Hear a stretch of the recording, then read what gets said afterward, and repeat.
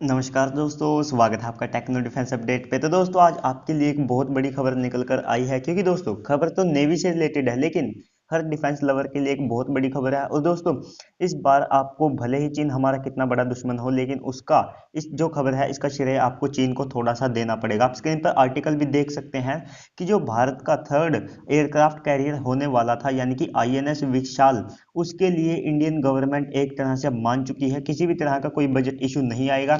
यानी कि हमने पैसे से ज्यादा अपनी सुरक्षा को एक तरह से अहमियत दी है। जो कि दोस्तों आप सबको पता है कि एक तरह से न्यूज़ निकल कर आ रही थी कि डिफेंस का जो बजट है उसकी वजह से भारत जो हमारा थर्ड एयरक्राफ्ट कैरियर होगा उसे स्क्रैप कर सकता है। लेकिन दोस्तों उन सारी खबरों को एक तरह से जो धता बताते हुए भारतीय सरकार ने थर्ड एयरक्राफ्ट कैरियर के लिए एक तरह से अप्रूवल दे दिया है। और दोस्तों इसके साथ थोड़ी सी और नेगोशिएशंस होगी, लेकिन उसके बाद जो थर्ड एयरक्राफ्ट कैरियर है उसका रास्ता एक तरह से साफ हो चुका है। लेकिन दोस्तों मुझे ये न्यूज़ बहुत पहले मिल चुकी थी, लेकिन मैंने वीडियो इसलिए नहीं बनाई क्योंकि उस समय तक कोई भी आर्टिकल या प्रूफ निकल कर नहीं आया था। तो आज की तारीख में जो लोग हैं वे एक तरह से आर्टिकल मांगते हैं, तो मैंने थोड़ा सा वेट किया और साथ में दोस्तों अब मैंने आपको पहले आर्टिकल भी दिखा दिया है। दोस्तों अब आप बात कहेंगे कि चीन का इसमें किस तरह से हाथ है। तो देखिए दोस्तों, डायरेक्टली कोई हाथ नहीं है और ना ही चीन हमें इसके लिए कोई बजट देने वाला है, ना ही कुछ। ये एक तरह से बेवकूफ़ी की बात है। लेकिन दोस्तों ये जो न्यूज़ निकल कर आई है इसमें साफ तौर पर बताया गया है कि भारत थर्ड एयरक्राफ्ट कैरियर इसलिए बनाएगा क्योंकि चीन आने वाले समय में, यानी कि 2050 तक टोटल 10 और 2035 तक उसके पास 6 जो एयरक्राफ्ट कैरियर होने वाले हैं। और दोस्तों ये जैसे भारत के पास आईएनएस विक्रांत है उस कैटेगरी के नहीं होंगे। ये टोटली जो अमेरिका के सुपर कैरियर है उनको ध्यान में रखते हुए चाइना एक तरह से इन्हें बनाएगा। तो आप अंदाजा लगा सकते हैं कि कितने बड़े बड़े एयरक्राफ्ट कैरियर ये होने वाले हैं।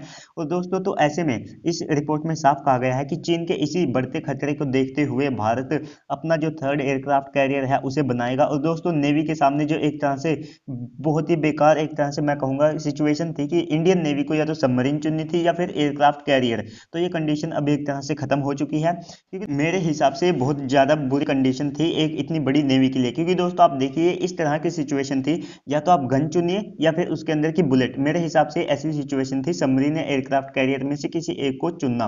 तो दोस्तों ये विवाद बहुत जल्द खत्म हो जाएगा और इसके लिए अप्रूवल मिल जाएगा। और दोस्तों ऐसा नहीं है कि भारत थर्ड एयरक्राफ्ट कैरियर बनाएगा तो हम अपनी जो सबमरीन फ्लीट है उसको एक तरह से वीक अप कर देंगे। नहीं दोस्तों, ऐसा नहीं है। इस रिपोर्ट में यह भी कहा गया है कि जो प्रोजेक्ट 75 आई है उसके तहत 6 सबमरीन्स बनाई जाएंगी। और दोस्तों इनके ऊपर भी एक तरह से अगले साल से, यानी कि 2021 से इनके ऊपर काम शुरू कर दिया जाएगा। और दोस्तों भले ही इंडियन नेवी आईएनएस विक्रमादित्य को ऑपरेट करती हो, लेकिन दोस्तों ये एयरक्राफ्ट कैरियर 2030 तक इतना ज़्यादा मतलब कि एडवांस नहीं रह जाएगा। आज की तारीख में अच्छा एयरक्राफ्ट कैरियर है, लेकिन उस समय तक ये बहुत ज़्यादा पुराना एयरक्राफ्ट कैरियर हो जाएगा। यानी कि दोस्तों सेम कंडीशन इंडियन नेवी के साथ हो सकती थी। जैसे कि आप सबको पता है कि भारतीय वायुसेना ने मिग 21 खरीदे थे, तो उस समय वे भारतीय वायुसेना की एक बहुत बड़ी ताकत थे। और दोस्तों भारतीय वायुसेना में बहुत बड़े नंबर पर हैं, तो आप अंदाजा लगा सकते हैं कि इंडियन एयरफोर्स कितना ज़्यादा उनको उस समय पसंद करती थी। लेकिन दोस्तों जैसे ही टेक्नोलॉजी और ज़्यादा एडवांस हुई, मिग 21 से मिग 21 बल्कि उनमें और ज़्यादा अपग्रेड किए गए, लेकिन वे आज की तारीख में भारतीय वायुसेना के लिए फ्लाइंग कॉफिन बन चुके हैं। तो दोस्तों ऐसे में सेम यही हाल होता इंडियन नेवी के साथ। जो आईएनएस विक्रमादित्य है आज की तारीख में वो भारतीय जो नेवी है उसकी एक बड़ी ताकत है, लेकिन 2030 तक उसके साथ भी सेम ऐसी ही कंडीशंस होती, क्योंकि दोस्तों एक ओल्ड एयरक्राफ्ट कैरियर ये उस समय तक होने वाला था। तो ऐसे में बहुत अच्छी न्यूज़ है कि भारत थर्ड एयरक्राफ्ट कैरियर को भी बनाने वाला है। और साथ में दोस्तों ऐसा नहीं है कि केवल एक एयरक्राफ्ट कैरियर से ही मतलब कि भारतीय नेवी संतुष्ट हो जाएगी। तो ऐसे में पूरा बैटल ग्रुप इसका एक तरह से तैयार किया जाएगा, क्योंकि एक एयरक्राफ्ट कैरियर अकेला तो चलता नहीं है। और ये एक अकेला एयरक्राफ्ट कैरियर कितने ज़्यादा मतलब कि आने वाले समय में लोगों को रोजगार भी देगा। और साथ में दोस्तों ये भारतीय नौसेना की कितना ज़्यादा इसने जो फ्यूचर है उसे ये ब्राइट करेगा। आप देखिए कि ट्विन इंजन डेक बेस्ड जो फाइटर जेट है उसका फ्यूचर और ज़्यादा एक तरह से ब्राइट होगा, क्योंकि दोस्तों इंडियन नेवी ने साफ कर दिया है कि अगर उनके पास मान लीजिए थर्ड एयरक्राफ्ट कैरियर नहीं भी आता है तब भी वे 100 से ज़्यादा twin engine deck based fighter jet को एक तरह से खरीदने वाले थे। और दोस्तों मैंने इसके ऊपर वीडियो बनाकर भी आपको बताया था।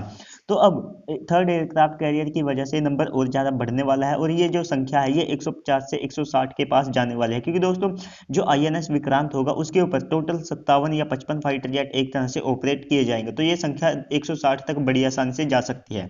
और दोस्तों इसके बाद जो एक और डिस्कशन इसमें हम शामिल कर लेते हैं, जो सीडीएस जनरल बिपिन रावत जी है उन्होंने बयान दिया था, उसका भी इसमें रिपोर्ट में एक तरह से सीधा साफ मतलब बताया गया है कि उन्होंने ये नहीं कहा था कि हम इस पूरे प्रोजेक्ट को एक तरह से स्क्रैप करने वाले हैं।